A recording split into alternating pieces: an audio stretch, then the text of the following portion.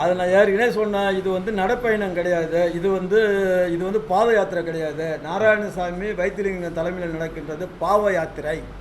இது கடந்த கால திராவிட முன்னேற்ற கழக காங்கிரஸ் அரசாங்கத்தினுடைய செயல்படாத ஒரு இருண்ட ஆட்சிக்காக வந்து அவங்க செஞ்சு அந்த பாவத்தை திட்டத்துக்கு வசம் வந்து ஒரு பாவ யாத்திரை நடத்துகிறாங்க. இந்த பாவ யாத்திரையில் தனிப்பட்ட முறையில் வந்து முதலமைச்சரையும் மற்றவர்களையும் விமர்சனம் செய்வதை அதிமுக நாங்கள் கண்டிக்கிறோம். நாராயணசாமி வைத்திலிங்கமும் விரக்தியின் வெளிப்பாட்டில் இந்த மாதிரிலாம் வந்து தொடர்ந்து வந்து உளறின்னு வராங்க. அறிவித்த திட்டங்களை அத்தனை செயல்படுத்தக்கூடிய ஒரு அரசு இந்த அரசு.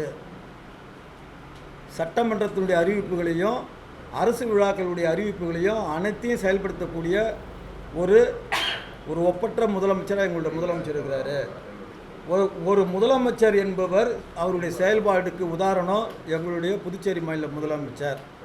கடந்த கால தமிழகத்தினுடைய அதிமுகவுடைய முதலமைச்சர் மாண்புமிகு எடப்பாடியார் அவர்கள் உதாரணம்.